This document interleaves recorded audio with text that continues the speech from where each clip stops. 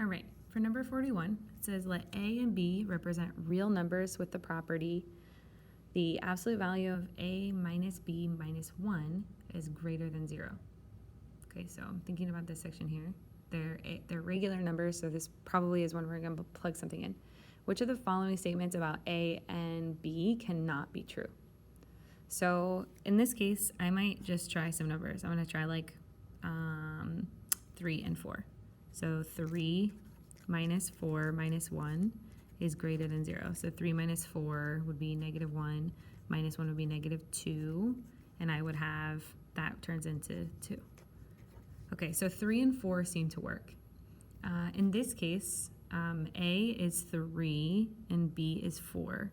So 3 minus 4 is less than 1. 3 minus 4 would be negative 1, less than 1. So that seems like that could work out. Okay.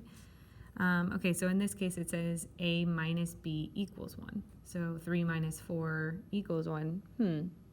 That doesn't seem like it would work here, but let's see if we could figure out what numbers would work in that situation and plug them in. So what if this was 4 minus 3? So then we would have 4 minus 3. 4 minus 3 minus 1. This would be 4 minus 3 would be positive 1. Minus 1 would be 0. Absolute value of 0 is greater than 0? No, that's not true. So it seems like this one's probably true. Let's see if I can find a situation where this would work. So A is less than 1, so we'll call it like, call it 0 in this case. B is greater than 0, so we'll call it 1 in this case. So I'd have A minus B minus 1 would be greater than 0. So this would be negative 2. Absolute value 2 is greater than 0. That one works. This one works, and since we're looking for one that can't be true, that means that that's not our answer.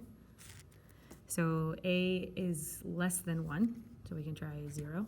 B equals 0, so 0 minus 0 minus 1. 0 minus 0 would be 0, minus 1 would be negative 1, but absolute value turns into positive 1, still greater than 0, so this one works, so that's not it. It says A is less than 0, so like negative 1. B is greater than 0, so I'll just use 1, so I'm going to do minus 1. Minus 1 at the end. So negative 1, this would make negative 3. Absolute value turns it into 3, which is still true. So that one cannot work either. So our correct answer must be B, because we were able to find a situation in which it did not work, and so that cannot be true. That's 41. For 42, it says Jawan has 150 centimeters of wire. For a craft project, he uses all of the wire to make one circle with a radius of 5 and 1 square. So he's gonna make a circle and then he's gonna make a square. And he has 150 centimeters.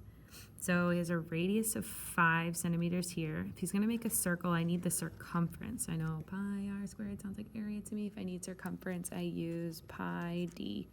So d means diameter. So radius is 5, then the diameter would be 10.